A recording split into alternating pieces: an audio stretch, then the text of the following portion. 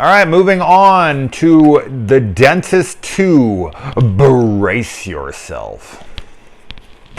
Which, if you were going to brace yourself, I guess you wouldn't need a dentist, would you?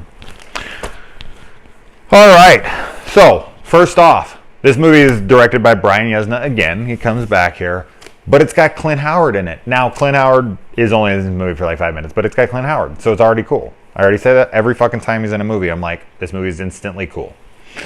I do like that this movie is connected to the first one. Like, they could have just completely disregarded the first one, made it a new dentist, whatever. No, not only did they bring back the director, they bring back the composer, Alan Howarth. They bring back, Corbin Burnson as the dentist again, and they actually like have him in jail and have him escape. Now his escape is fucking ridiculous. Like, he just takes the psychiatrist or whatever from behind, and then they just cut and he's out, and it's like, how the fuck did he get out of there? This is the worst prison ever. I mean, yeah, I think it's like a psych hospital, but still, how did he get out just from grabbing her by the... This is stupid. Like, they had to cut away because they didn't have the budget to even try to explain how the hell he made it out of there. They probably couldn't even afford a hospital for him to walk through.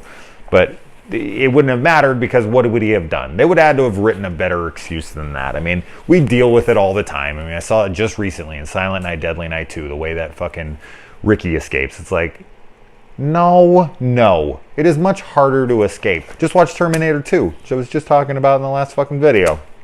It is hard. Unless you got a Terminator with you, it is tough. All right, moving on. And then, of course, the convenience that he just so happens to have a secret double identity buried in a fucking safety deposit box in a different town. I guess he'd been planning this breakdown for a while. But whatever. It needed to be there so that he could become a dentist again in town. I guess he could have done like a back alley type operation, but in that situation, people wouldn't be as trusting, and you would already be thought of as shady. So I guess making that that kind of like back alley operation wouldn't have suited the film, because people have to put their trust in you, and if they're going to go for something like that, they're already seedy people themselves.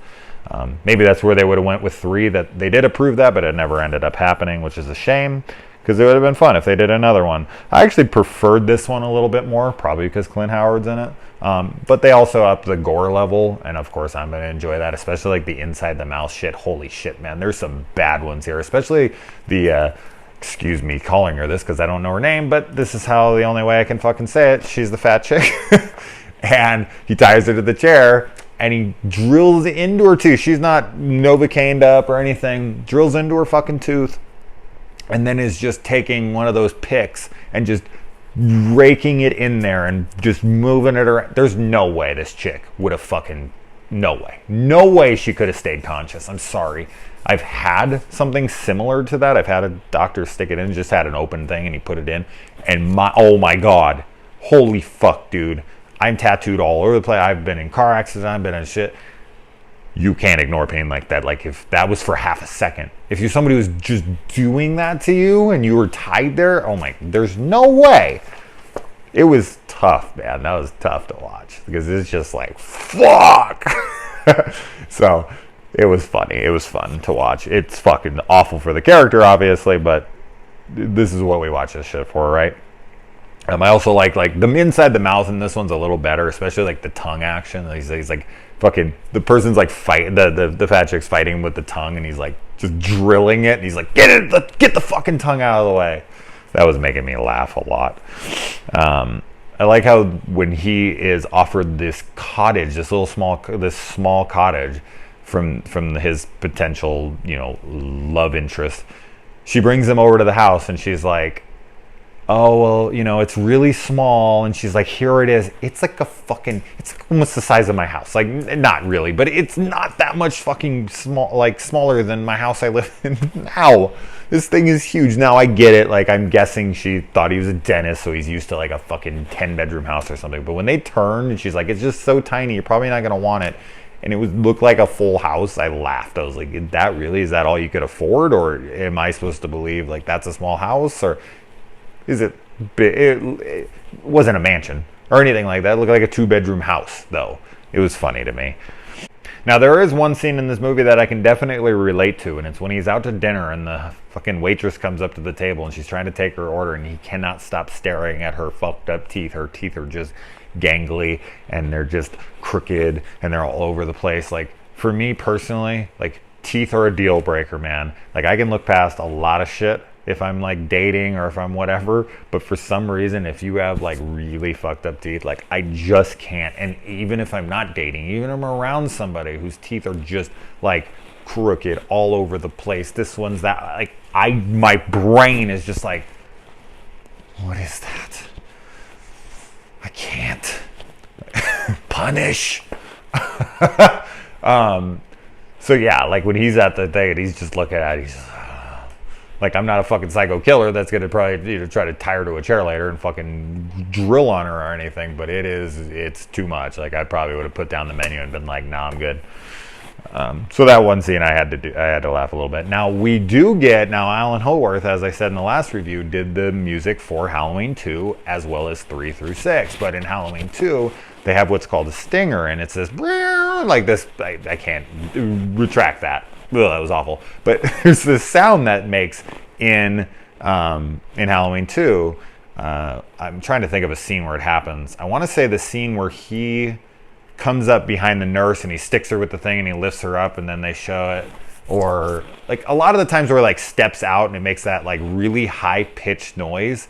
You hear that in Halloween 2 like 6-7 times. It happens a lot. You hear it in this movie like 3 or 4 times, and he did the music here, so he borrowed that from Halloween 2. This movie came out way after Halloween 2, so it's funny to hear it in here because you just like instantly you're like thinking Myers as soon as you hear it, because every time it happens in the movie, Myers is on the screen. So when you hear it here, and I've seen Halloween 2 fucking 100 times at least, so when you hear it, it's instantly recognizable.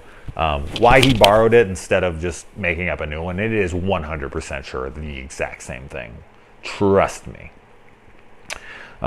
This actually kind of plays out a little bit like Stepfather 2. That's the feel I got. I recently reviewed that series as well, and this same thing, like, goes and gets a different identity, comes in, he's trying to date this other girl, he's, goes and gets a job someplace, and they're pushing him. Like, it very much, like, he breaks out of prison the same way. Like, the girl is, he's talking to the therapist in the mental hospital in the beginning. This is a guy, fucking gets out.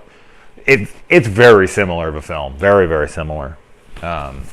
So it just reminded me of it. And now he's taken up cutting himself to try to, I don't know, mask the insanity, or like if he just does that, maybe it can hold him back from killing people. I don't know. Thought that was an interesting little addition. And yeah, it's like how he's able to practice again, even with the thing they have, like, he has a whole other identity, like his whole other identity also has like a DDS, I think is what it's called. It's like come on, dude. Like, there's no credentials that had to be approved or checked out or anything through like the American Dental Association or like anything before they were to give him his own practice, let him put his name on the building, take pictures, put him in the paper. Like, there's a lot of shit that would have had to go down for him to take the guy's place. But whatever, it's a movie, it doesn't fucking matter. But yet again, Corbin Burnson here, just like the last film, brings his all, brings everything. He is the whole reason this movie works, besides Clint Howard, because he's fucking awesome. But he is this movie, and without him, it would be shit. And this is why I'm saying, like, so fucking good that they brought him back. Otherwise, this wouldn't have been. This would have just been that directed VHS sequel no one talked about. Like, oh, no, not that. Don't bring that one up. The first one's awesome. The second one's garbage. He brings it back, and he's kicking ass. But also, we have the same director, and we have the same, fucking composer. So a lot of talent back on this one, and it shows. It's a good sequel. Is it as good as the first one? I personally, as I said, I had a little bit more fun with it, but as a film, I think the first one is a better film.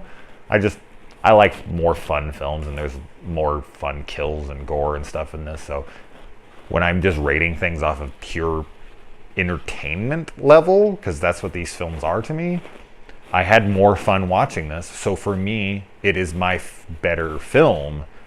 I can step back and be like, yeah, the other one's a little bit better, like, story and this and that. Like, I don't give a shit about that. Like, I either liked the film more or I didn't. So that's how I rate films. And I just had more fun with this one.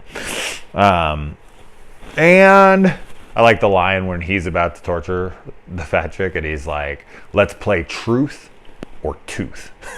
I found that to be hysterical. And then he just, she doesn't answer his questions right, and he just pulls a tooth out, and then he breaks one, and then he drills into it. There's no way she could stay conscious. And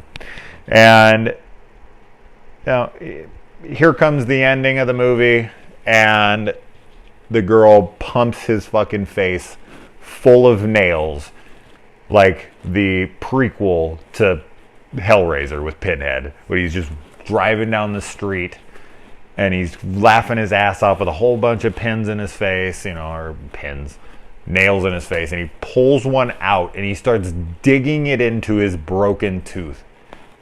That's awesome. That was such a funny ad lib. I don't know if they told him to do that or not, but it just seemed like something he did, like where he just pulled it out and it was like, and he kept looking into the camera like he was in the mirror, and he was just like, ah. It was just such an insane way to end it. And as they said they approved a third, so I do think he would have came back because the executive produced this, so he obviously had faith in it. He thought it was a cool role for him. He seemed to be having a ton of fun with it, so it's a shame that the sequel never happened. There's some other silly things that happened throughout this movie, but overall, I had a fun time with this one. It didn't bore me like the last one did as much. Like, I wasn't bored during the first one. I just had moments where I was bored. This one didn't drag as much for me. There just seemed to always be something going on that was funny or fun or, interesting at least. So I just had a little bit more fun with this one. Anyway, guys, how do you feel about this sequel? Let me know.